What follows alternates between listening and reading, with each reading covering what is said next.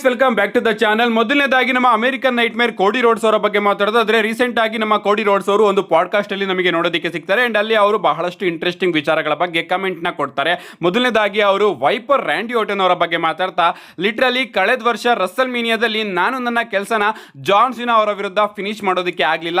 ಅದಾದ್ಮೇಲೆ ನಾನು summer slam ತನಕ ವೆಯ್ಟ್ ಮಾಡಬೇಕಾಯ್ತು ಜಾನ್ ಸಿನಾ ಅವರ ಜೊತೆ ನನ್ನ ಸ್ಟೋರಿನ ಫಿನಿಶ್ ಮಾಡೋದಕ್ಕೆ. ಬಟ್ ಈ ಒಂದು ಟೈಮಲ್ಲಿ ಆ ರೀತಿ ನಾನು ತಪ್ಪನ್ನ ಮಾಡ್ಕೊಳ್ಳೋದಿಲ್ಲ. ನನ್ನ ಹಾಗೆ ರ್ಯಾಂಡಿ ಓಟನ್ ಅವರ ಕಥೆನ ನಾನು ರಸಲ್ ಮೀನಿಯಾದಲ್ಲೇ ಮುಗಿಸ್ತೀನಿ ಅಂತ ನಮ್ಮ ಕೋಡಿ ರೋಡ್ಸ್ ಅವರು ರ್ಯಾಂಡಿ ಓಟನ್ ಅವರಿಗೆ ರಸಲ್ ಮೀನಿಯಾದಲ್ಲೇ ನಾನು ನಿನ್ನ ಕಥೆನ ಕಂಪ್ಲೀಟ್ ಆಗಿ ಮುಗಿಸ್ತೀನಿ ಅಂತ ವಾರ್ನಿಂಗ್ ನ ಕೊಟ್ಟಿದ್ದಾರೆ. ಅಷ್ಟೇ ಅಲ್ಲ, ನಮ್ಮ ಕೋಡಿ ರೋಡ್ಸ್ ಅವರು ಲಾಂಗ್ ಟರ್ಮ್ ಸ್ಟೋರಿ ಬಗ್ಗೆನೂ ಕೂಡ ಒಂದು ಸ್ಟೇಟ್ಮೆಂಟ್ ನ ಕೊಡ್ತಾರೆ. ಅಂದ್ರೆ ಅವ್ರು ಹೇಳ್ತಾರೆ, ಈ ಒಂದು ಲಾಂಗ್ ಫ್ಯೂಡ್ ಇಂದ ನನಗಂತೂ ಸಿಕ್ಕಾಪಟ್ಟೆ ಬೇಜಾರಾಗಿದೆ ಅಂಡ್ ನಾನಂತೂ ಬೇಸತ್ತು ಹೋಗಿದ್ದೀನಿ.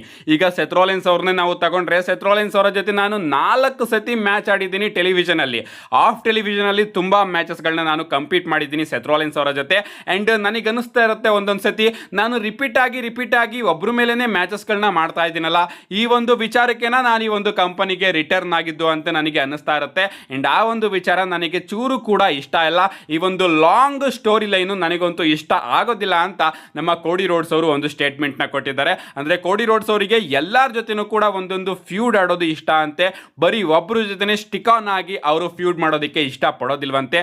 ಬಟ್ ನಾವು ಕೋಡಿ ರೋಡ್ಸ್ ಅವರ ಸ್ಟೋರಿ ಲೈನ್ ನಾವು ಇಷ್ಟು ವರ್ಷ ಗಮನಿಸಿದ್ರೆ, ಅವರು ಕೆಲವು ಸೂಪರ್ ಸ್ಟಾರ್ಸ್ಗಳ ಜೊತೆ ಫ್ಯೂಡಲ್ಲಿ ಇಳಿದಿರೋದು. ಕೆವಿನ್ ಓಯನ್ಸ್ ಅವರ ಜೊತೆನೂ ಕೂಡ ಲಾಂಗ್ ಫ್ಯೂಡು, ಡ್ರೂ ಮ್ಯಾಕೆಂಟೈರ್ ಅವರ ಜೊತೆನೂ ಕೂಡ ಲಾಂಗ್ ಫ್ಯೂಡು, ಈಗ ವೈಪರ್ ರ್ಯಾಂಡಿ ಓಟನ್ ಅವರ ಜೊತೆನೂ ಕೂಡ ಲಾಂಗ್ ಫ್ಯೂಡು, ರೋಮನ್ ರೈನ್ಸ್ ಅವರ ಜೊತೆನೂ ಕೂಡ ಲಾಂಗ್ ಫ್ಯೂಡು. ಅದೇ ಅವರು ಬೇಡ ಅಂದ್ರೂ ಕೂಡ ಅವರಿಗೆ ಲಾಂಗ್ ಫ್ಯೂಡ್ಗಳನ್ನೇ ಡಬ್ಲ್ಯೂ ಅವರು ಕೊಡ್ತಾ ಇದ್ದಾರೆ. ಇದ್ರ ಬಗ್ಗೆ ನಿಮ್ಮ ಅನಿಸಿಕೆನ ಸ್ವಲ್ಪ ಕಮೆಂಟ್ ಮಾಡಿ. ನಮ್ಮ ನೆಕ್ಸ್ಟ್ ಅಪ್ಡೇಟ್ ಕಡೆ ಬರೋದಾದ್ರೆ, ಇದಿರ್ತಕ್ಕಂಥದ್ದು ನಮ್ಮ ಡ್ರೂ ಮ್ಯಾಕೆಂಟೈರ್ ಅವರ ಬಗ್ಗೆ. ರೀಸೆಂಟ್ ಆಗಿ ನಮ್ಮ ಡ್ರೂ ಮ್ಯಾಕೆಂಟೈರ್ ಅವರು ಒಂದು ಸ್ಟೇಟ್ಮೆಂಟ್ ನ ಕೊಟ್ಟಿದ್ದಾರೆ. ಅವ್ರು ಹೇಳ್ತಾರೆ, ಆದಷ್ಟು ಬೇಗ ನನ್ನ ಒಂದು ಪ್ಯೂರ್ ಬಿಗ್ಗೆಸ್ಟ್ ಬೇಬಿ ಫೇಸ್ ರನ್ನು ನಿಮ್ಮೆಲ್ಲರಿಗೂ ಕೂಡ ನೋಡೋದಕ್ಕೆ ಸಿಗುತ್ತೆ ಅಂತ. ಲಿಟ್ರಲಿ ನಾನಂತೂ ಆ ಒಂದು ರನ್ನಿಗೆ ಸಿಕ್ಕಾಪಟ್ಟೆ ವೆಯ್ಟ್ ಮಾಡ್ತಾ ಇದ್ದೀನಿ. ಯಾಕಂದ್ರೆ ನಾನಂತೂ ಈ ಒಂದು ಟೈಮ್ ಅಲ್ಲಿ ಬೇಬಿ ಫೇಸ್ ಡ್ರೂ ಮ್ಯಾಕೆಂಟೈರ್ ಅವ್ರನ್ನ ಸಿಕ್ಕಾಪಟ್ಟೆ ಮಿಸ್ ಮಾಡ್ಕೋತಾ ಇದ್ದೀನಿ. ಯಾಕಂದ್ರೆ ಅವರು ಹೀಲ್ ಆದಾಗಿಂದನೂ ಕೂಡ ಲಿಟ್ರಲಿ ಅವ್ರ ಮೇಲೆ ಸ್ಕ್ರೂ ಜಾಬ್ಸ್ ಗಳೇ ನಡೀತಾ ಇದೆ. ಅದಕ್ಕೋಸ್ಕರನೇ ಅವರು ಹೀಲ್ ಆಗಿದ್ರು. ಅಂಡ್ ಈಗ ಅವರಿಗೆ ಒಂದು ಬೇಬಿ ಫೇಸ್ ಟರ್ನ್ ನ ಡಬ್ಲ್ಯೂ ಅವರು ಕೊಡಬೇಕು. ಬ್ರಾಕ್ ಲೆಸ್ನರ್ ಆಗಿ ಡ್ರೂ ಮ್ಯಾಕೆಂಟೈರ್ ಅವರ ಫ್ಯೂಡ್ ನಿಮ್ಮೆಲ್ಲರಿಗೂ ಕೂಡ ಗೊತ್ತೇ ಇರಬಹುದು. ಡ್ರೂ ಮ್ಯಾಕೆಂಟೈರ್ ಅನ್ನ ವ್ಯಕ್ತಿನೇ ಹಂಗೆ ಗುರು, ಫೇಸ್ ಆಗಿರ್ಲಿ ಅಥವಾ ಹೀಲ್ ಆಗಿರ್ಲಿ, ಆ ವ್ಯಕ್ತಿ ಫ್ಯಾನ್ಸ್ ಗಳ ಕೈಯಲ್ಲಿ ಯಾವಾಗ್ಲೂ ಕೂಡ ರಿಯಾಕ್ಷನ್ ನ ತಗೋತಾನೆ ಇರ್ತಾನೆ. ಅಂಡ್ ಈಗ ಡ್ರೂ ಮ್ಯಾಕೆಂಟೈರ್ ಅವರ ಸ್ಟೇಟ್ಮೆಂಟ್ ನ ಕೊಟ್ಟಿದ್ದಾರೆ, ನನ್ನ ಬೇಬಿ ಫೇಸ್ ರನ್ನು ಡೌನ್ ದ ರೋಡ್ ನಿಮಗೆ 100% ನೋಡೋದಕ್ಕೆ ಸಿಗುತ್ತೆ ಅಂತ. ನಮ್ಮ ನೆಕ್ಸ್ಟ್ ಅಪ್ಡೇಟ್ ಕಡೆ ಬರೋದಾದ್ರೆ, ಇದ್ದಿರ್ತಕ್ಕಂಥದ್ದು ನಮ್ಮ ಕ್ರಿಸ್ ಜೆರಿಕೋ ಅವರ ಬಗ್ಗೆ. ನಿಮ್ಗೆ ಗೊತ್ತಿರಬಹುದು, ಕ್ರಿಸ್ ಜೆರಿಕೋ ಅವರ ಕಾಂಟ್ರಾಕ್ಟ್ AEW ಕಂಪನಿಯಲ್ಲಿ ಎಕ್ಸ್ಪೈರ್ ಆಯ್ತು. ಅಂಡ್ ಆದಷ್ಟು ಬೇಗ ಅವರು WWE ಕಂಪನಿಯಲ್ಲಿ ನೋಡೋದಕ್ಕೆ ಸಿಗ್ತಾರೆ ಅಂತ ಸಿಕ್ಕಾಪಟ್ಟೆ ಹೈಪ್ ಉಟ್ಕೊಂಡಿತ್ತು. ಬಟ್ ನಿನ್ನೆ ನಮ್ಮ ಕ್ರಿಸ್ ಜೆರಿಕೋ ಅವರು AEW ಕಂಪನಿಯಲ್ಲೇ ರಿಟರ್ನ್ ಆಗ್ತಾರೆ ಅಂತಾನೆ ಹೇಳ್ಬೇಕು. ಅಂಡ್ ಈಗ ಅಪ್ಡೇಟ್ಗಳು ಬರ್ತಿರೋ ಪ್ರಕಾರ AEW ಕಂಪನಿಯವರು ನಮ್ಮ ಕ್ರಿಸ್ ಜೆರಿಕೋ ಅವರಿಗೆ ಒಂದು ಹೊಸ ಡೀಲ್ ನ ಕೊಡ್ತಂತೆ. ಅಂಡ್ ಆ ಒಂದು ಡೀಲ್ ನ ನಮ್ಮ ಕ್ರಿಸ್ ಜೆರಿಕೋ ಅವರು ಕೂಡ ಅಕ್ಸೆಪ್ಟ್ ಮಾಡ್ಕೊಂಡ್ರಂತೆ. ಅಂಡ್ ಅದರಿಂದನೇ ಕ್ರಿಸ್ ಜೆರಿಕೋ ಅವರು ನಮಗೆ WWE ನ ಬಿಟ್ಟು AEW ಕಂಪನಿಯಲ್ಲಿ ನೋಡೋದಕ್ಕೆ ಸಿಕ್ಕಿತ್ತು. ಐ ಥಿಂಕ್ WWE ಕಂಪನಿ ಆಗಿ ಕ್ರಿಸ್ ಜೆರಿಕೋ ಅವರ ನಡುವೆ ಕೂಡ ಈ ಒಂದು ಡೀಲ್ಸ್ ಮಾತುಕತೆಗಳು ಪ್ರಾರಂಭ ಆಗಿತ್ತು ಅಂತ ಅನ್ಕೋತೀನಿ. ಬಟ್ ಯಾವುದೇ ರೀತಿಯ ಅಂತ್ಯ ಕಾಣದೇನೆ ನಮ್ಮ ಕ್ರಿಸ್ ಜೆರಿಕೋ ಅವರು ಬೇರೆ ದಾರಿ ಇಲ್ಲ ಅಂತ AEW ಕಂಪನಿಗೆ ವಾಪಸ್ ಹೋಗಿದ್ದಾರೆ. ನಮ್ಮ ನೆಕ್ಸ್ಟ್ ಅಪ್ಡೇಟ್ ಕಡೆ ಬರೋದಾದ್ರೆ, ಇದ್ದಿರ್ತಕ್ಕಂಥದ್ದು ರಸಲ್ ಮೇನಿಯಾದಲ್ಲಿ ಆಗ್ತಾ ಇರತಕ್ಕಂತಹ ಇಂಟರ್ಕಾಂಟಿನೆಂಟಲ್ ಚಾಂಪಿಯನ್ಶಿಪ್ ಮ್ಯಾಚ್ ಬಗ್ಗೆ. ನಿಮಗೆ ಗೊತ್ತಿರಬಹುದು, ರಸಲ್ ಮೀನಿಯಾದಲ್ಲಿ ನಮಗೆ ಒಂದು ಇಂಟರ್ಕಾಂಟಿನೆಂಟಲ್ ಚಾಂಪಿಯನ್ಶಿಪ್ ಗೆ ಲ್ಯಾಡರ್ ಮ್ಯಾಚ್ ನೋಡೋದಕ್ಕೆ ಸಿಗ್ತಾ ಇದೆ. ಆ ಒಂದು ಮ್ಯಾಚ್ ಅಲ್ಲಿ ನಮಗೆ ಡ್ರ್ಯಾಗನ್ ಲೀ, ಜಿಯೋವಾನ್ ಇವಾನ್ಸ್, ರೂಸೆವ್, JD ಮ್ಯಾಕ್ಡೊನಾಗ್ ಹಾಗೆ ಪೆಂಟಾ ಅವರು ನೋಡೋದಕ್ಕೆ ಸಿಗ್ತಾ ಇದ್ದಾರೆ. WWE ಅವರು ಅಫಿಷಿಯಲ್ ಆಗಿ ಅನೌನ್ಸ್ ಮಾಡ್ತಾರೆ, ನಾವು ಆ ಒಂದು ಮ್ಯಾಚ್ ಗೆ ಕ್ವಾಲಿಫಿಕೇಶನ್ ಮ್ಯಾಚಸ್ ಗಳನ್ನ WWE ಮೈನ್ ಇವೆಂಟ್ ಅಲ್ಲಿ ಟೇಪ್ ಮಾಡಿದ್ವಿ ಅಂತ. ಅಂಡ್ ಈಗ ಆ ಒಂದು ಮ್ಯಾಚ್ ನ WWE ಅವರು ಇವತ್ತು ತನ್ನ ಯೂಟ್ಯೂಬ್ ಚಾನಲ್ ಅಲ್ಲಿ ಅಪ್ಲೋಡ್ ಮಾಡಿದ್ದಾರೆ. ಯಾರಾದ್ರೂ ನೋಡಿಲ್ಲ ಅಂದ್ರೆ ಖಂಡಿತವಾಗ್ಲೂ ಕೂಡ ಹೋಗಿ ನೋಡಿ. ಲಿಟ್ರಲಿ ಮಂಡೇ ನೈಟ್ ರಾ ಅಲ್ಲಿ ಇಂಟರ್ಕಾಂಟಿನೆಂಟಲ್ ಚಾಂಪಿಯನ್ಶಿಪ್ ಗೆ ಒಂದು ಲ್ಯಾಡರ್ ಮ್ಯಾಚ್ ನ ಅನೌನ್ಸ್ ಮಾಡಿ, ಆ ಒಂದು ಮ್ಯಾಚ್ಗೆ ಕ್ವಾಲಿಫಿಕೇಶನ್ ಮ್ಯಾಚಸ್ಗಳನ್ನ ನೀವು ಮೇನ್ ಇವೆಂಟ್ ಅಲ್ಲಿ ಮಾಡ್ತಾ ಇದ್ದೀರಾ ಅಂದ್ರೆ ಅರ್ಥ ಆಗ್ತಾ ಇಲ್ಲ ನನಗೇನೋ. ನಾನೇನೋ ಅನ್ಕೊಂಡಿದ್ದೆ ಮೇನ್ ಇವೆಂಟು ಮುಗ್ದಿದೆ, ನಾವೀ ಒಂದು ಮ್ಯಾಚ್ನ ನೋಡಿಲ್ಲ ಅಂತ. ಬಟ್ ಮೇನ್ ಇವೆಂಟೇ ರೀಸೆಂಟ್ ಆಗಿ ಆಗಿರೋದು. ಮೇನ್ ಇವೆಂಟಿಗೆ ಕ್ವಾಲಿಫಿಕೇಶನ್ ಮ್ಯಾಚ್ ಆಗೋದಕ್ಕಿಂತ ಮುಂಚೆನೇ WWE ಅವರು ಅಫಿಷಿಯಲ್ ಆಗಿ ಕ್ವಾಲಿಫೈಯರ್ಸ್ನ ಅನೌನ್ಸ್ ಮಾಡಿದ್ರು.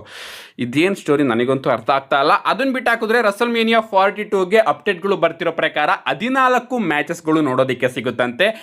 ಈಚ್ ನೈಟಲ್ಲೂ ಕೂಡ 7 ಮ್ಯಾಚ್ನ WWE ಅವರು ಪ್ಲಾನ್ ಮಾಡ್ತಾ ಇದ್ದಾರೆ. ಈಗಾಗಲೇ 12 ಮ್ಯಾಚಸ್ನ WWE ಅವರು ಅಫಿಷಿಯಲ್ ಆಗಿ ಕನ್ಫರ್ಮ್ ಮಾಡಿದ್ದಾರೆ. ಸೊ ಇನ್ನೂ ಕೂಡ 2 ಮ್ಯಾಚು ಬಾಕಿ ಇದೆ ಅಂತ ಅಪ್ಡೇಟ್ಗಳು ಬರ್ತಾ ಇದೆ. ಅದರಲ್ಲಿ ನಮ್ಮ ಐಶೋ ಸ್ಪೀಡ್ ಹಾಗೆ ಓಸೋಸ್ಗಳ ಮ್ಯಾಚಸ್ಗಳು ಕೂಡ ನಮಗೆ ನೋಡೋದಕ್ಕೆ ಸಿಗುತ್ತೆ. ಆ್ಯಂಡ್ ಇನ್ನೊಂದು I think women's United State ಚಾಂಪಿಯನ್ಶಿಪ್ಗೆ ಮ್ಯಾಚ್ನ ಡಬ್ಲ್ಯೂ ಅವರು ಪ್ಲಾನ್ ಮಾಡಬಹುದು. ನನ್ನ ಪ್ರಕಾರ ಈ ಬಾರಿಯ ರಸಲ್ಮೇನಿಯಾಗೆ ಡಬ್ಲ್ಯೂ ಅವರು ಮಾಡೋದಾದ್ರೆ ಒಂದು 15ರಿಂದ 16 ಮ್ಯಾಚಸ್ಗಳನ್ನ ಹಾಕ್ಬೋದಾಗಿತ್ತು. ಯಾಕಂದ್ರೆ ಸ್ಟಾರ್ ಪವರ್ ಈ ಬಾರಿಯ ರಸಲ್ಮೇನಿಯಾದಲ್ಲಿ ಆ ರೀತಿ ಇತ್ತು. ಬಟ್ ಡಬ್ಲ್ಯೂ ಅವರು 14 ಮ್ಯಾಚ್ನ ಈ ಬಾರಿಯ ರಸಲ್ಮೇನಿಯಾಗೆ ಪ್ಲಾನ್ ಮಾಡ್ತಾ ಇದಾರಂತೆ. ನೋಡೋಣ ಗಾಯ್ಸ್, ಇನ್ನು 2 ಯಾವ ಮ್ಯಾಚಸ್ಗಳು ಅಫಿಷಿಯಲ್ ಆಗಿ ರಸಲ್ಮೇನಿಯಾಗೆ ಕನ್ಫರ್ಮ್ ಆಗುತ್ತೆ ಅಂತ. ನಮ್ಮ ನೆಕ್ಸ್ಟ್ ಫೈನಲ್ ಅಪ್ಡೇಟ್ ಕಡೆ ಬರೋದಾದ್ರೆ ಇದಿರ್ತಕ್ಕಂಥದ್ದು ನಾಳೆಯ ಸ್ಮ್ಯಾಕ್ ಡೌನ್ ಬಗ್ಗೆ. ನಾಳೆ ಸ್ಮ್ಯಾಕ್ ಡೌನ್ ಸಿಕ್ಕಾಪಟ್ಟೆ ಇಂಟ್ರೆಸ್ಟಿಂಗ್ ಸ್ಮ್ಯಾಕ್ ಡೌನ್ ಆಗಲಿದೆ. ಯಾಕಂದ್ರೆ ಆ ರೀತಿಯ ವಿಚಾರಗಳು ನಮಗೆ ನಾಳೆ ಸ್ಮ್ಯಾಕ್ ಡೌನ್ ನಲ್ಲಿ ನೋಡೋದಕ್ಕೆ ಸಿಗುತ್ತೆ. ನಾಳೆ ಸ್ಮ್ಯಾಕ್ ಡೌನ್ ನಮ್ಮ ವೈಪರ್ ರ್ಯಾಂಡಿ ಆರ್ಟನ್ ಅವರ ಹೋಮ್ ಗ್ರೌಂಡ್ ಅಲ್ಲಿ ಆಗ್ತಾ ಇದೆ ಅಂತಾನೆ ಹೇಳ್ಬೇಕು. ಮೊದಲನೇದಾಗಿ ನಮಗೆ ನಾಳೆ ಸ್ಮ್ಯಾಕ್ ಡೌನ್ ನಲ್ಲಿ ಜೇಕೋಬ್ ಫಾಟು ಹಾಗೆ ಡ್ರೂ ಮ್ಯಾಕೆಂಟೈರ್ ಅವರ ಒಂದು ಸೆಗ್ಮೆಂಟ್ ನೋಡೋದಕ್ಕೆ ಸಿಗ್ತಾ ಇದೆ. ಈ ಒಂದು ಸೆಗ್ಮೆಂಟ್ ನ ಡಬ್ಲ್ಯೂ ಅವರು ಅಫಿಷಿಯಲ್ ಆಗಿ ಅನೌನ್ಸ್ ಮಾಡಿದ್ದಾರೆ. ನೋಡಬೇಕು, ಇವರಿಬ್ಬರ ಬ್ರಾಲು ಮತ್ತೊಮ್ಮೆ ನಾಳೆ ಸ್ಮ್ಯಾಕ್ ಡೌನ್ ನಲ್ಲಿ ಕಂಟಿನ್ಯೂ ಆಗೋದು ನಮಗೆ ನೋಡೋದಕ್ಕೆ ಸಿಗಬಹುದು. ಅಷ್ಟೇ ಅಲ್ಲ, ಕಳೆದ ವಾರ ನಮ್ಮ ಜೇಡ್ ಕಾರ್ಗಿಲ್, ಮಿಚಿನ್ ಹಾಗೆ ಬಿ ಫ್ಯಾಬ್ ಅವರು ರಿಯಾ ರಿಪ್ಲಿ ಅವರ ಮೇಲೆ ಅಟ್ಯಾಕ್ ಮಾಡಿದಾರಲ್ಲ, ಅದಕ್ಕೆ ನಮ್ಮ ರಿಯಾ ರಿಪ್ಲಿ ಅವರ ರೆಸ್ಪಾನ್ಸ್ ಕೂಡ ನಾಳೆ ಸ್ಮ್ಯಾಕ್ ಡೌನ್ ನಲ್ಲಿ ನೋಡೋದಕ್ಕೆ ಸಿಗುತ್ತೆ. ಅಷ್ಟೇ ಅಲ್ಲ, ನಮ್ಮ ಅಮೆರಿಕನ್ ನೈಟ್ ಮೇರ್ ಕೋಡಿ ರೋಡ್ಸ್ ಹಾಗೆ ವೈಪರ್ ರ್ಯಾಂಡಿ ಆರ್ಟನ್ ಅವರನ್ನು ಕೂಡ ಡಬ್ಲ್ಯೂ ಅವರು ನಾಳೆ ಸ್ಮ್ಯಾಕ್ ಡೌನ್ ಗೆ ಅಫಿಷಿಯಲ್ ಆಗಿ ಅನೌನ್ಸ್ ಮಾಡಿದ್ದಾರೆ. ಈ ಒಂದು ಸೆಗ್ಮೆಂಟ್ ನ ನೋಡೋದಕ್ಕೆ ನಾನಂತೂ ಸಿಕ್ಕಾಪಟ್ಟೆ ಕಾಯ್ತಾ ಇದ್ದೀನಿ. ಅಷ್ಟೇ ಅಲ್ಲ, ರೀಸೆಂಟ್ ಆಗಿ ನಮ್ಮ ರ್ಯಾಂಡಿ ಆರ್ಟನ್ ಅವರು ಯಾರ ಜೊತೆನೋ ಫೋನ್ ಅಲ್ಲಿ ಮಾತಾಡ್ತಾ ಇದ್ದಾರೆ, ನಿಮಗೂ ಕೂಡ ಗೊತ್ತು. ಅಂಡ್ ಆ ವ್ಯಕ್ತಿನ ನಮ್ಮ ರ್ಯಾಂಡಿ ಆರ್ಟನ್ ಅವರು ಸ್ಮ್ಯಾಕ್ ಡೌನ್ ನಲ್ಲಿ ನಾನು ನಿನ್ನನ್ನ ನೋಡ್ತೀನಿ ಅಂತ ಹೇಳಿದ್ರು. ಸೊ ಸ್ಮ್ಯಾಕ್ ಡೌನ್ ನಲ್ಲಿ ಆ ಮಿಸ್ಟ್ರಿ ಕಾಲರ್ ಯಾರು ಅನ್ನೋದನ್ನ ಡಬ್ಲ್ಯೂ ಅವರು ರಿವೀಲ್ ಏನಾದ್ರು ಮಾಡ್ತಾರಾ, ಅಥವಾ ಡಬ್ಲ್ಯೂ ಅವರು ಅವರ ಫೇಸ್ ನ ತೋರಿಸ್ತಲೇನೆ ಒಂದು ಗೇಮ್ ಏನಾದ್ರು ಪ್ಲೇ ಮಾಡ್ತಾರಾ ನೋಡ್ಬೇಕು. ಏನೇ ಆಗ್ಲಿ, ನಾಳೆ ಸ್ಮ್ಯಾಕ್ ಡೌನ್ ನಲ್ಲಿ ನಮ್ಮ ರ್ಯಾಂಡಿ ಆರ್ಟನ್ ಅವರು ಯಾರ ಜೊತೆ ಮಾತಾಡ್ತಾ ಇದ್ದಾರೆ ಅನ್ನೋದಕ್ಕೆ ಒಂದು ಇಂಟು ಅಥವಾ ಕ್ಲಿಯರ್ ಕ್ಲಾರಿಫಿಕೇಶನ್ ನಮಗೆ ನೋಡೋದಕ್ಕೆ ಸಿಗಬಹುದು. ಅಷ್ಟೇ ಅಲ್ಲ, ನಮ್ಮ ಸೋಲೋ ಸಿಕೋವಾ ಹಾಗೆ MFD ಅವರ ಸ್ಟೋರಿ ಲೈನ್ ಕೂಡ ನೋಡೋದಕ್ಕೆ ಸಿಗುತ್ತೆ. ಇನ್ನು ವಿಮೆನ್ಸ್ ಟ್ಯಾಗ್ ಟೀಮ್ ಚಾಂಪಿಯನ್ಶಿಪ್ ನ ಸ್ಟೋರಿ ಲೈನ್ ಕೂಡ ಕಂಟಿನ್ಯೂ ಆಗುತ್ತೆ.